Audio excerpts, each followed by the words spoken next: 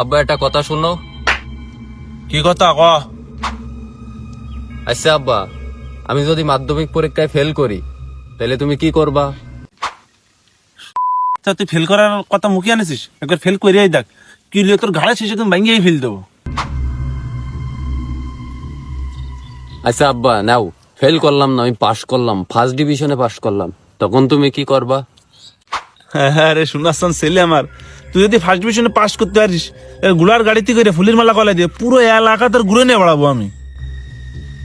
তাই আব্বা, তাহলে তো তোমার মেলা টাকা খরচ হবে না, তাই না?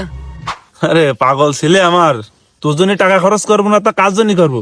আমার যত সয় সম্পত্তি আছে সবই তো তোরই। আব্বা তাহলে ওই সম্পত্তিতে কিছু বেচো। সম্পত্তি বেচবো কেন? আর বেশি কি করবি তুই? কি করবো বোঝো না? বিয়ে করবো, বিয়ে। তুমি তো আমারে বিয়ে দিবা না, তোমার সম্পত্তি বেচে বিয়ে করবো আমি। তো ছেলে কয় কি আমার কোন সম্পত্তি আমি বেচতে পারবো না, আমি মরার পরে তুই যা পারিস তাই কোশ্চেনে, এখন কোন সম্পত্তি বেচা বেশি হবে না।